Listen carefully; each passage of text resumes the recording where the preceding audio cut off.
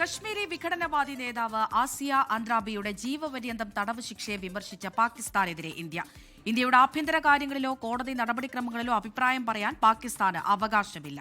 പാകിസ്ഥാൻ ഭീകരത സ്പോൺസർ ചെയ്യുന്ന രാജ്യമെന്ന് വിദേശകാര്യ വക്താവ് രൺധീർ ജയ്സ്വാൾ പറഞ്ഞു. PR അരവിന്ദ് ഉണ്ട് ഡൽഹിയിൽ നിന്ന് വിവരങ്ങളുമായി. അരവിന്ദ്, വിശദാംശങ്ങൾ.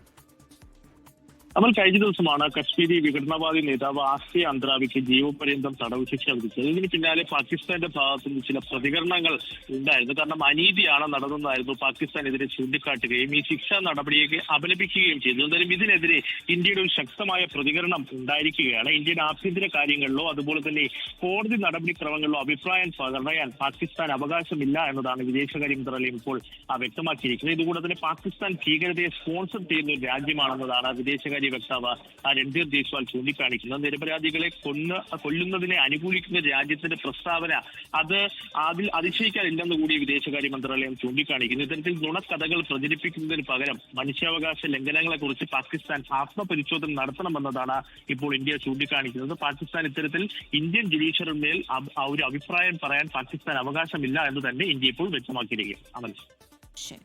PR അരവിന്ദാണ് വിവരങ്ങൾ നൽകിയത്.